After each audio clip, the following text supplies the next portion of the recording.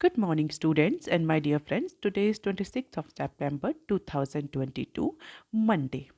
Before starting the lecture, if you want lecture PDF, you can join me on Telegram channel. You can also follow me on other social media platforms. So let's start with today's discussion. Motivation of the day is some people look for beautiful place, others make a place beautiful.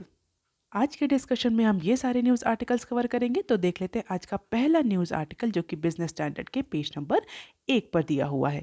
Government may set threshold for benami deals. So before understanding this news, we need to understand what is basically Benami deals or Benami transactions. So Benami transactions refers to those transactions, those deals in which the real beneficiary of the transaction or transactions and the person in whose name the transactions is being made are different, especially the transactions related to properties, lands, or real estates. It means कि जिसके नाम से transaction record किया जा रहा है, जिसके नाम से लीगली ट्रांजैक्शन हो रहा है वो इंडिविजुअल, और जिसके नाम पर एक्चुअली ट्रांजैक्शन किया जा रहा है वो दोनों ही इंडिविजुअल डिफरेंट होते हैं। तो इस तरह के किसी भी ट्रांजैक्शन को बेनामी ट्रांजैक्शन और बेनामी डील कहते हैं। इस तरह के जनरली जो डील्स होती हैं, ट्रांजैक्शंस होते हैं, वो हमें रियल स्टेट और प्रॉपर्टीज़ के केस में देखने को मिलते हैं। तो benami transactions refers to those transaction in which real beneficiary of the transaction and the person in whose name the transaction is being made are two different individuals. इसका मतलब the property is being held by someone else while the payment for purchasing the property is made by another person. तो ऐसा individual जिसके नाम से ये transaction हो रहा है, बेनामी ट्रांजैक्शन, उस इंडिविजुअल को हम बोलते हैं बेनामदार, और ऐसी प्रॉपर्टी को बोलते हैं बेनामी प्रॉपर्टी। और इसको लेकर के 2016 में सेंट्रल गवर्नमेंट ने बेनामी ट्रांजैक्शन प्रोहिबिशन अमेंडमेंट एक्ट 2016 लाया था। इंडिया में बहुत ज़्यादा बेनामी प्रॉपर्टीज़ और बेनामी ट्रांजैक्शंस देखने को मिल रहे थे। करंट गवर्नमेंट ने इस पर्टिकुलर बेनामी ट्रांजैक्शंस को रोकने के लिए 2016 में अमेंडमेंट किया था ऑलरेडी एग्जिस्टिंग लॉ में। तो उसी को लेकर के सेंट्रल गवर्नमेंट जो है बेनामी डील्स की जो ट्रांजैक्शन वैल्यू है उसका थ्रेशोल्ड चेंज करने जा रही है। इसी से रिलेटेड न्यूज़ है। तो अब क्या करने जा रही है centre is going to introduce a value threshold for benami deals beyond which any transaction or such transaction shall be invalidated and assets involved will be confiscated by the government. What is the meaning of confiscated? Or confiscation is basically अपहरण कर लेना या जब्त कर लेना। हालांकि अभी तक इस प्रोविजन में, इस बेनामी ट्रांजैक्शन एक्ट में किसी भी तरह का थ्रेशोल्ड इन्वॉल्व नहीं किया गया, किसी भी तरह की ऐसी कैप अभी तक नहीं डाली गई है। लेकिन एक सीनियर गवर्नमेंट ऑफिशियल ने बताया कि गवर्नमेंट जो है वो इस प्रोविज़न पर काम कर रही है। इसके अलावा कुछ और प्रोविजंस जो भी हैं वो भी बेनामी ट्रांजैक्शन प्रोहिबिशन अमेंडमेंट एक्ट 2016 के, उनमें भी चेंज लाया जाएगा। तो गवर्नमेंट इज़ नाउ एग्जामिनिंग, और हो सकता है जो थ्रेशोल्ड वैल्यू लाने का प्रोविज़न है ये जल्दी से एक्सेप्ट हो जाए in order to crack down on the benami properties, जो कि रियल टाइम में फिर से बढ़ना शुरू हो गई हैं। क्योंकि CBDT stand for central board of direct taxes ने बताया है कि there are some changes that are required in this legislation और in this piece of law to remove the anomalies. कुछ एनॉमलीज हैं जो कि क्लैश कर रही हैं अदर लॉ से। इसके अलावा कुछ ऐसे लूप होल्स हैं जिसको इंडिविजुअल यूज़ करके बेनामी ट्रांजेक्शन्स अभी भी कर रहे हैं, और इसीलिए एक जो कैप वैल्यू है, जो थ्रेशोल्ड वैल्यू है, ये सजेस्ट करी गई है। तो जो अपकमिंग बजट सेशन है पार्लियामेंट का, उसमें ये प्रोविज़न प्रपोज किया जा सकता है या चेंज प्रपोज किया जा सकता है। और जो प्रोबेबल थ्रेशोल्ड वैल्यू गवर्नमेंट सोच रही है दैट इज अप्रॉक्सीमेटली ₹50 लाख। तो 50 lakh and above is considered as a high value transaction. But in case of this Benami transaction, Benami deal, the limit definitely could be higher. इसके अलावा CBDT में come up with a procedure for confiscating such benami property. अगर वो limelight में आती है तो in order to cash the owner क्या प्रोसीजर होगा, कैसे उस बेनामी प्रॉपर्टी को कन्फिस्केट किया जाएगा, जब्त किया जाएगा, इसके लिए भी प्रॉपर प्रोसीजर लेट डाउन किया जा सकता है अपकमिंग बजट में। अब देख लेते हैं article number 2 that is given on page number 4 of Business Standard. Beat sectoral returns by 5 PPT annually, PSUs told. Central government ने पब्लिक सेक्टर अंडरटेकिंग्स की परफॉर्मेंस को इम्प्रूव करने के लिए उनको डायरेक्शंस दिए हैं कि वो हर साल अपनी जो शेयर वैल्यू है, जो शेयर प्राइस है, उसका 5% इंक्रीज करें एनुअली। उसमें 5% का इंक्रीज और 5% का एडिशन एनुअली लाएं above the BSE sectoral index. तो ऐसी पब्लिक सेक्टर अंडरटेकिंग्स जो बीएसई एनएसई में लिस्टेड हैं, जिन उनके शेयर प्राइस को पैरामीटर बनाते हुए या बेंचमार्क बनाते हुए सेंट्रल गवर्नमेंट ने कहा है कि हर साल जो पीएसयूज हैं वो इतना प्रॉफिटेबिलिटी जनरेट करें कि उनके जो शेयर प्राइस हैं वो 5% एनुअली इंक्रीज करें। और इसका रीज़न क्या है? Why government is basically focusing on share market? Government want to improve the PSUs market capitalization. क्यों मार्केट कैपिटलाइजेशन गवर्नमेंट इंप्रूव करना चाह रही है? Definitely for getting a better rate of return at the time of disinvestment and dividend. तो जो ये criteria है performance का, ये मेमोरेंडम ऑफ अंडरस्टैंडिंग MOU में इंक्लूड कर लिया गया, जो गवर्नमेंट पीएसयू से साइन करती है under the parameter of market cap improvement. और एनुअल एवरेज के बेसिस पर पीएसयूज का जो शेयर प्राइस है उसमें इंक्रीज जो है वो मेजर किया जाएगा, इवैल्यूएट किया जाएगा। तो इवैल्यूएशन गाइडलाइंस में क्लियरली दिया हुआ है कि जो डेली मूवमेंट है मार्केट कैपिटलाइजेशन का, पीएसयूज का, on the closing price of their shares, that will be compared with the improvement or decline in the comparable BSE sectoral index. तो जो पीएसयूज का शेयर प्राइस है उसको बीएसई के जो सेक्टोरल इंडेक्स है, पर्टिकुलर सेक्टर का जो इंडेक्स है, उससे कंपेयर किया जाएगा in order to measure whether a particular PSU share price has increase और डिक्रीज और हैज इम्प्रूव्ड और डिक्लाइन। जैसे कि अगर पीएसयू का जो डेली शेयर प्राइस है वो 5% है और द ब्रॉडर सेक्टोरल जो इंडेक्स है वो 4% से इंक्रीज हुई है, इन दैट केस जो पीएसयू का इंप्रूवमेंट है वो 1% काउंट किया जाएगा for that particular trading session. तो अगर पीएसयू में 5% का इंक्रीज और बीएसई सेक्टोरल परफॉर्मेंस में 4% का इंक्रीज, तो इसका मतलब पीएसयू ने 1% का इंप्रूवमेंट रजिस्टर किया है उस पर्टिकुलर ट्रेडिंग सेशन में। तो इसी तरीके से पीएसयूज के डेली जो शेयर प्राइस है उनको ट्रैक किया जाएगा in order to increase their market capitalization. और इसीलिए एक एम्बिशियस टारगेट रखा गया, दिस इज 1%। इट मीन्स अगर पीएसयू 5% का टारगेट अचीव करना चाहते तो उन्हें अप्रॉक्सीमेटली 10%, अगर कोई पर्टिकुलर मान लेते हैं अगर बीएसई सेक्टोरल परफॉर्मेंस 5% से इंक्रीज करे तो अप्रॉक्सीमेटली 10 to 11% डेली की ट्रेडिंग सेशंस में ग्रोथ रजिस्टर करनी पड़ेगी, और जो कि एनुअली कंप्यूट होगा फाइनेंशियल ईयर में। और इसी के बेसिस पर पीएसयूज के एनुअल अचीवमेंट जो है वो लिस्ट किए जाएंगे और पीएसयूज को रेट किया जाएगा। So PSUs will be positively rated if they achieve at least 2.5 percentage point improvement in comparison to the BSE sectoral performance। और डेली ट्रैक किया जाएगा ये रिकॉर्ड आने वाले 5 सालों तक, जिससे कि जो इन्वेस्टर्स हैं जो कि पीएसयूज के डिसइन्वेस्टमेंट की प्रोसेस में इन्वेस्ट करेंगे वो क्लैरिटी ले सके कि पर्टिकुलर पीएसयूज की पब्लिक सेक्टर अंडरटेकिंग्स की प्रीवियस 5 years में क्या परफॉर्मेंस रही। तो one of the very basic purpose of government for doing this is to have the better value at the time of disinvestment. अब देख लेते हैं article number 3 that is given on page number 6 of Business Standard. Government draws up plans to address the concern of green bond investors. तो इस चीज को समझने से पहले यह समझना जरूरी है कि what are the green bonds. Okay, green bond basically क्या होता है? ग्रीन बॉन्ड जो होते हैं एक तरह के डेट इंस्ट्रूमेंट्स होते हैं with which the capital is being raise. इससे भी कैपिटल रेज किया जाता है, जैसे कि नाम से पता चल रहा है बॉन्ड्स जो कंपनीज होती हैं, गवर्नमेंट होती हैं, इस डेट इंस्ट्रूमेंट से कैपिटल रेज करती हैं and that particular raised capital is used to fund the green projects or environment sustaining project और sustainability related project, जैसे कि renewable energy, clean transportation, sustainable water management. तो इस तरह के जो इकोलॉजिकली फ्रेंडली या इकोलॉजिकल जो प्रोजेक्ट्स होते हैं उन पर ये कैपिटल स्पेंड किया जाता है या कैपिटल का जो एक्सपेंडिचर किया जाता है। तो ग्रीन बॉन्ड्स का बेसिक पर्पस होता है कि कैपिटल जनरेट करना, फंड रेज करना, किस तरह के प्रोजेक्ट्स के लिए, ऐसे प्रोजेक्ट जो कि इन्वायरमेंट से रिलेटेड होते हैं, इकोलॉजी से रिलेटेड होते हैं, उनकी सस्टेनेबिलिटी से रिलेटेड होते हैं। And in 2007, green bonds were launched by few development banks such as European Investment Banks, World Bank, and sequentially in 2013, corporates have also started participating into this particular green bonds.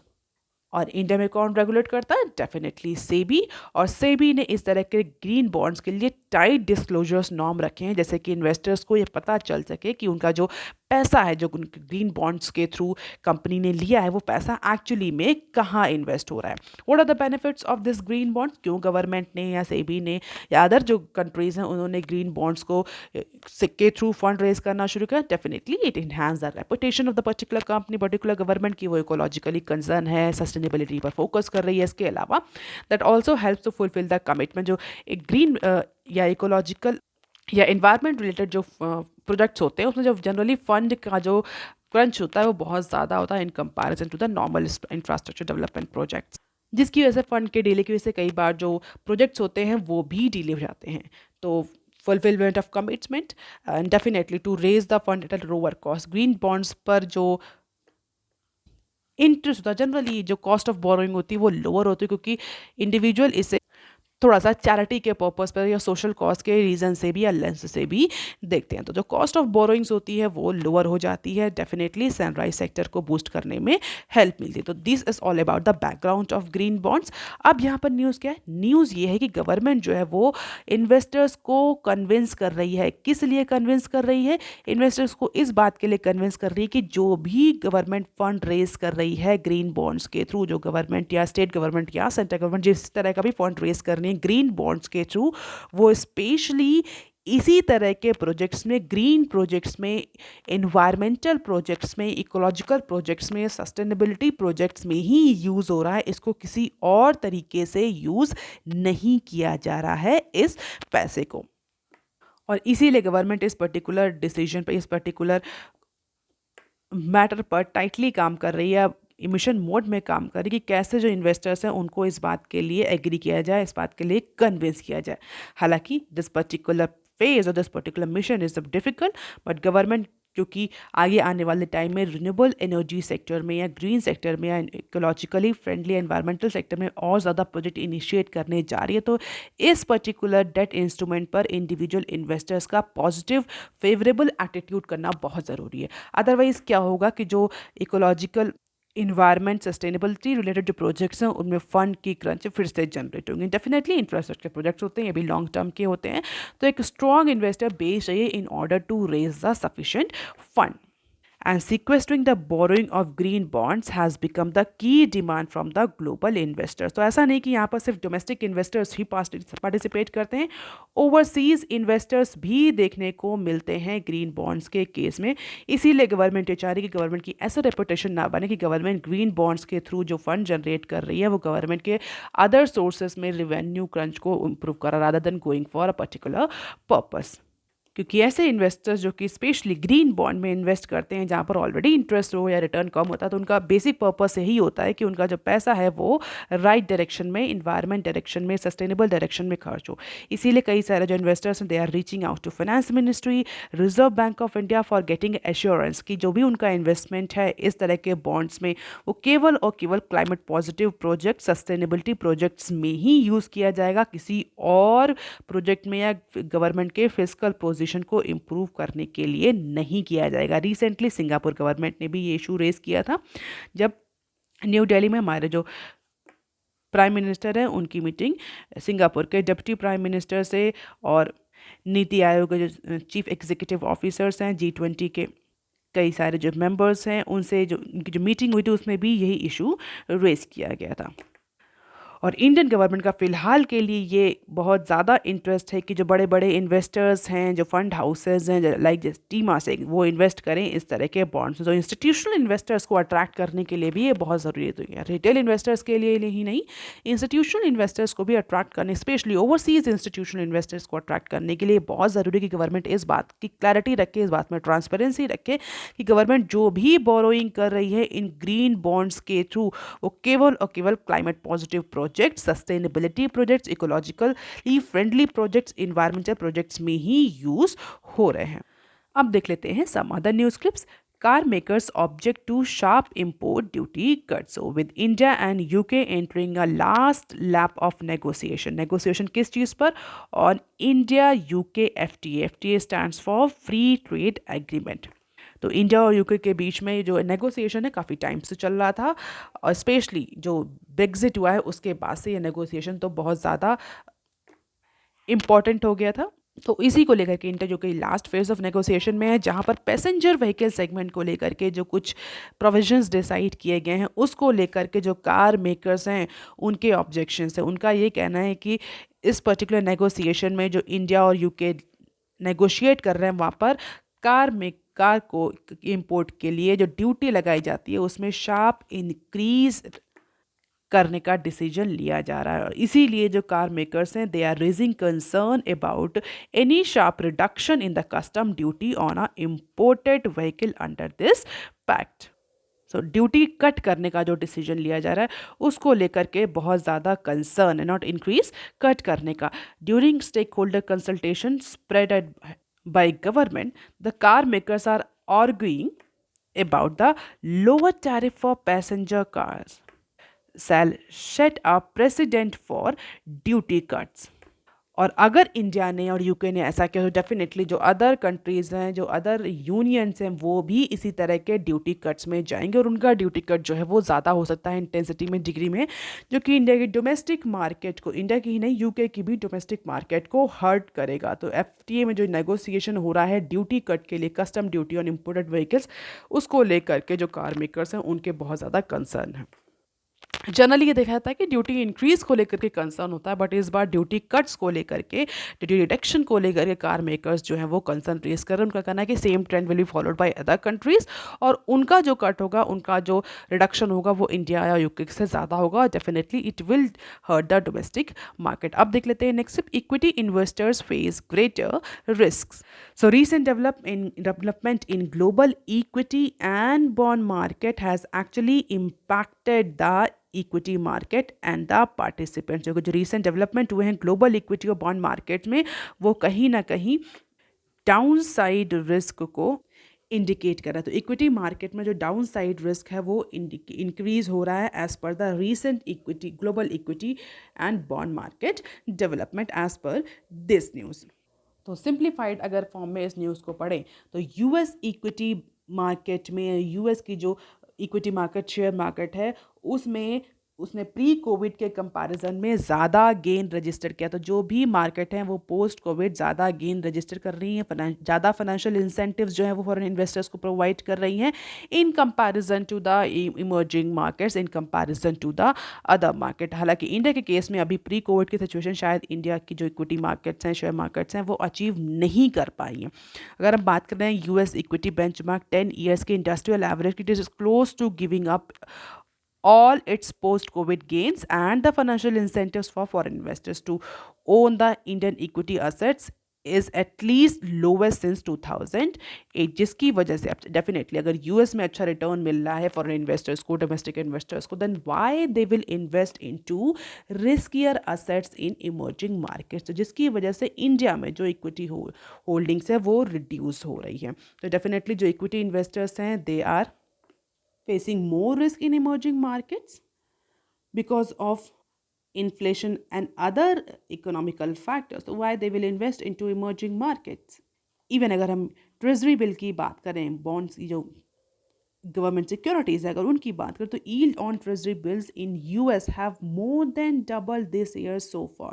So now US जो market है that is offering more or better return in comparison to the riskier emerging market assets, and that is why it is creating a skewed और inclined investor perception. अब देख लेते हैं next clip. Ayushman Bharat patients prefer private hospitals for government scheme. तो आयुष्मान भारत या जैसे कि बहुत सारी हेल्थ सेक्टर में गवर्नमेंट ने स्कीम लाई थी in order to promote the insurance in health sector in order to support the individual households those who cannot afford the costly health care services. तो उनके लिए ये आयुष्मान भारत स्कीम लाई गई थी। लेकिन रीसेंट सर्वे ये बताता है कि आयुष्मान भारत स्कीम या किसी भी तरह की गवर्नमेंट स्कीम जो कि मेडिकल हेल्थ केयर सेक्टर में है, उसको रियलाइज़ करने के लिए, मेटेरियलाइज करने के लिए, उसका बेनिफिट लेने के लिए जो इंडिविजुअल पेशेंट्स हैं, हाउस होल्ड्स हैं, वो प्राइवेट सेक्टर्स को ज़्यादा, प्राइवेट हॉस्पिटल्स को ज़्यादा प्रेफर कर रहे हैं in comparison to the government hospitals. जबकि government hospital constitute 54% of empanelled hospitals. जो इम्पैनल्ड हॉस्पिटल्स हैं आयुष्मान भारत के तहत, उसका 54% जो है वो गवर्नमेंट हॉस्पिटल कॉन्स्टिट्यूट करते हैं, रिमेनिंग जो है वो प्राइवेट हॉस्पिटल कॉन्स्टिट्यूट करते हैं। इसके बावजूद भी number of government hospitals empanelled है, मतलब लिंक्ड है आयुष्मान भारत स्कीम से, इसके बावजूद भी जो इंडिविजुअल पेशेंट्स हैं वो प्राइवेट हॉस्पिटल्स में जा रहे हैं। इसका बहुत सारे रीजंस हो सकते हैं। अगर हम देखें तो सब pure nexus between the government and the private hospitals. बहुत सारे जो प्राइवेट हॉस्पिटल्स हैं वो इसी मॉडल पर ही केवल चल रहे हैं कि वो केवल जो इंश्योर्ड इंडिविजुअल्स होते हैं, जो गवर्नमेंट एम्प्लॉयज़ होते हैं, जो पॉलिटिकल एम्प्लॉयज़ केवल उन्हीं का ट्रीटमेंट करते हैं, और जो सर्विसेज हैं उसको हाई कॉस्ट पर चार्ज करते हैं। डेफिनेटली इंडिविजुअल पेशेंट को वो कॉस्ट बेयर नहीं करनी होती, वो कॉस्ट किसके पास जाती है? वो कॉस्ट जाती है गवर्नमेंट कॉफर्स में। तो अल्टीमेटली पब्लिक एक्सचेकर का जो मनी है उसमें यूज़ होता है। तो ये एक बहुत बड़ा नेक्सस है, although it is not written here, but this data indicate that nexus only कि जो गवर्नमेंट हॉस्पिटल्स है वो इम्पेंडेंट हॉस्पिटल का 54% कॉन्स्टिट्यूट करते हैं। इसके बाद भी जो स्कीम है, जो उसका मेटेरियलाइजेशन है, जो देखा जा रहा है वो इस तरह से देखा जा रहा है कि प्राइवेट हॉस्पिटल्स को इंडिविजुअल पेशेंट्स जो है वो ज़्यादा प्रेफर कर रहे हैं।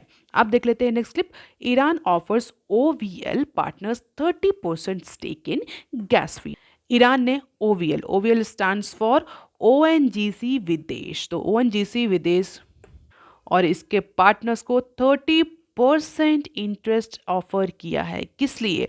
For the development of Farzad B gas field, जो कि पर्शियन गल्फ में है। रिसेंटली इंडियन कंसोर्शियम ने उस पर्टिकुलर फील्ड को डिस्कवर किया है। तो इंडियन जो कंसोर्शियम था, कई कंसोर्शियम हेयर मीन्स कई सारी कंपनीज के ग्रुप ने मिलकर के एक्सप्लोरेशन किया, जिसमें ONGC विदेश भी थी।